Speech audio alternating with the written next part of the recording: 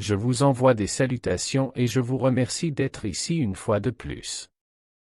J'espère que vous allez bien. Je m'appelle Zaël de Héra.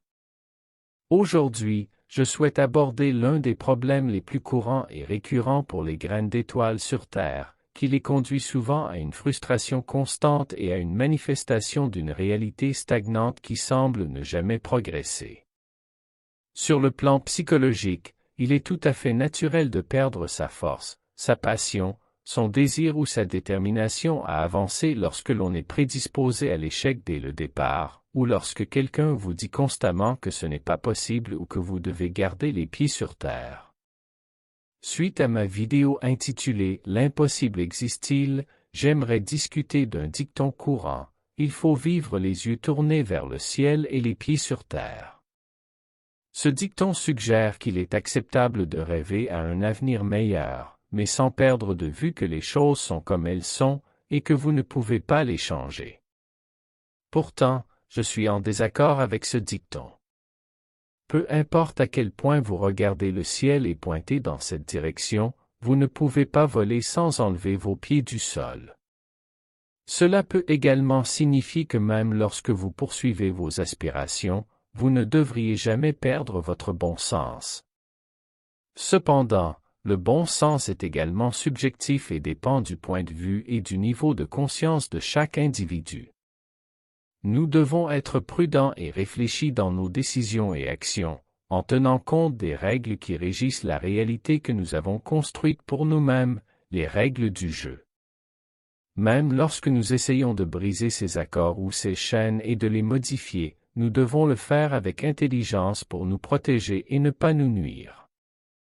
Dans le cas où une graine éveillée dirait à une personne, de la matrice, que nous sommes tous les créateurs de notre réalité et qu'elle peut aspirer à quelque chose de mieux que la vie qui la rend malheureuse, la personne de la matrice tendra à penser que l'autre est immature, excessivement rêveuse, inconsciente, voire folle, et qu'elle finira par se heurter à un mur qui lui fera beaucoup de mal. Selon la personne de la matrice, ce mur serait appelé réalité. Je précise que j'utilise les termes « graine éveillée » et « personne de la matrice » pour faciliter la compréhension, mais il est important de garder à l'esprit qu'il n'y a pas de distinction absolue entre noir et blanc, et qu'il existe de nombreux niveaux et directions. Il existe toujours de nombreux niveaux dans presque tout ce à quoi vous pouvez penser. Je dirais même que cela ne se limite pas à la Terre. Chaque niveau de densité a ses propres règles en théorie, bien que la vérité soit que tout change et évolue, tout comme la nature même de l'esprit. Rien n'est immuable, et nous devons être ouverts à de nouvelles idées et perspectives. Juste au moment où nous pensons comprendre le fonctionnement des choses, les concepts de possible et d'impossible, de facile et de difficile, de bien et de mal peuvent soudainement se mélanger, devenir flous, relatifs, voire complètement inversés. C'est la raison pour laquelle nous trouvons ce genre de débats existentiels ici aussi, car nous ne vivons même pas tous dans une seule densité. Chacun de nous est une densité en soi, se connectant ou s'accordant avec d'autres à certains points, et ces accords peuvent être modifiés, créés ou dissous simplement en dialoguant et en partageant nos points de vue, en adaptant ceux qui fonctionnent pour nous, et en respectant ceux qui ne le font pas.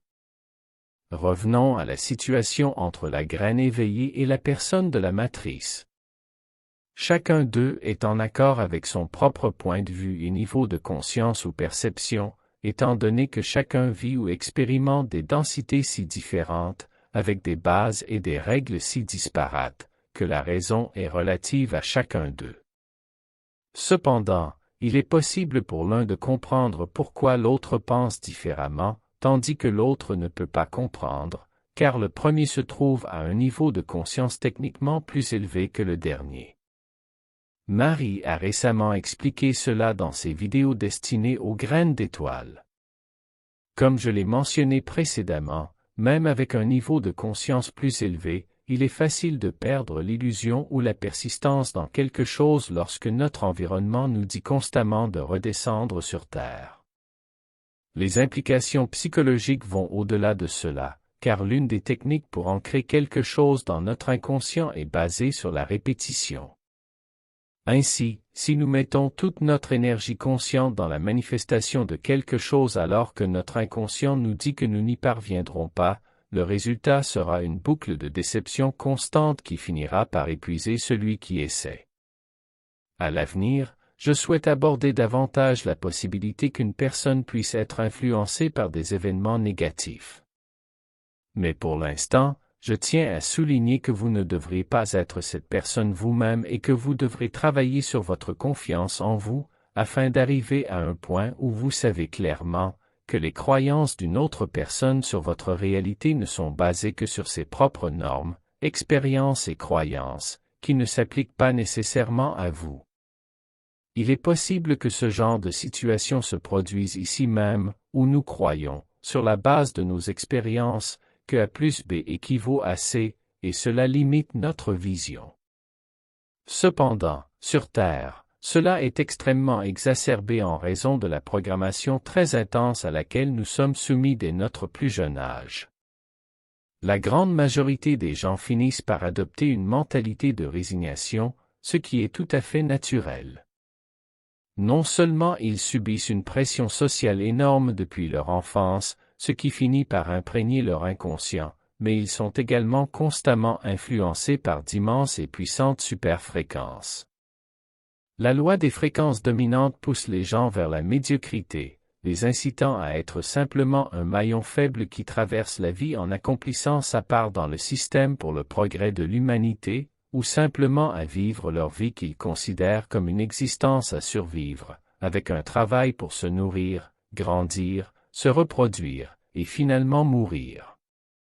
En d'autres termes, une mentalité 3D dans toute sa gloire. De plus, ils rendent extrêmement difficile d'échapper à un tel système ou d'aspirer à quelque chose de mieux, de sorte que cette mentalité persiste. De nombreuses religions sont basées sur cette idée, où il est impensable de vivre au-delà de la simple compréhension de leur Dieu, qui, selon eux, détiennent un pouvoir et une compréhension tels qu'ils ne peuvent être que des dieux. Je vous laisse tirer vos propres conclusions. La difficulté réside dans le fait de trouver quelqu'un qui, malgré ses obstacles, montre au monde que tout est possible, que le monde n'est pas figé et que nous pouvons tous l'influencer et le changer. Bien sûr, ma recommandation est de ne pas être prédisposé à l'échec, mais d'être préparé. Comme je l'ai mentionné précédemment, changer les règles est le niveau de jeu le plus difficile, surtout lorsqu'il affecte plus de personnes que soi-même. Prenez votre temps, étudiez le fonctionnement de votre réalité, ne considérez rien comme acquis et n'écartez pas l'idée qu'elle puisse changer à un moment donné.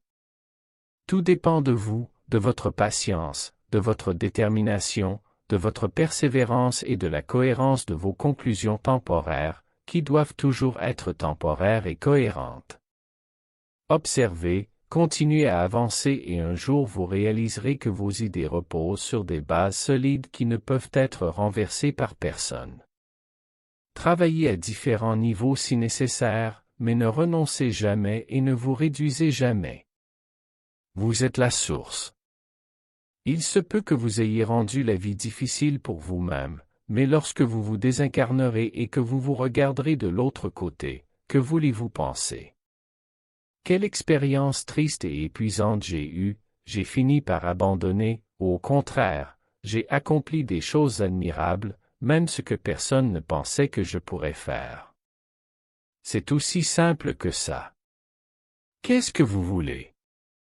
Est-ce que cela vous rendrait heureux? Est-ce que c'est trop difficile? Le voulez-vous réellement de tout votre cœur? Alors foncez. La peur et l'incertitude seront toujours présentes. Allez-vous laisser cela contrôler votre vie? Allez-vous risquer de passer à côté de quelque chose de merveilleux à cause de cela? Quelqu'un qui crée un nouveau chemin prouvant que quelque chose est possible se retrouvera toujours seul dans un voyage où tout le monde lui répétait qu'il n'y arriverait pas. Zaël de Héra.